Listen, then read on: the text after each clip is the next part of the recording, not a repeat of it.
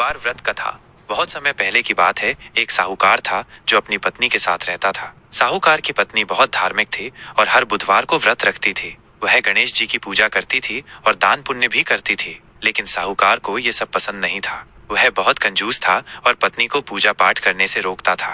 एक दिन साहूकार अपनी पत्नी को पीहर भेजने के लिए तैयार हुआ। उसने पत्नी से कहा, तुम अपनी बहन के घर चली जाओ, मैं तुम्हें लेने नहीं आऊंगा। पत्नी बहुत दुखी हुई, लेकिन उसने कुछ नहीं कहा। वह अपने भाई के साथ अपने पीहर चली गई।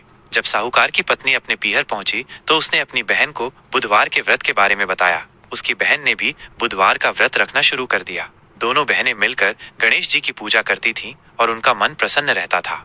इधर साहूकार के घर में सब कुछ उल्टा पुल्टा होने लगा। उसके व्यापार में घाटा होने लगा, धन की कमी हो गई और घर में परेशानियां बढ़ने लगी। वो बहुत चिंतित रहने लगा। एक दिन उसे एक साधु मिले। साहूकार ने साधु को अपनी सारी परेशानी बताई।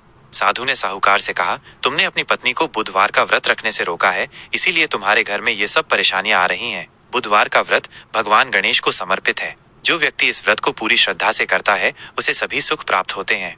साधु की बात सुनकर साहूकार को अपनी गलती का एहसास हुआ। वो तुरंत अपनी पत्नी को लेने उसके पीहर चला गया। उसने अपनी पत्नी से क्षमा मांगी और उसे वापस घर ले आया। साहूकार की पत्नी ने घर आकर फिर से बुधवार का व्रत रखना शुरू कर दिया। साहूकार भी अब उसका पूरा सहयोग करता था। धीरे धीरे उनके घर में सब कुछ ठीक होने लगा। उनका व्यापार फिर से चलने लगा और उनके घर में खुशहाली लौट आई।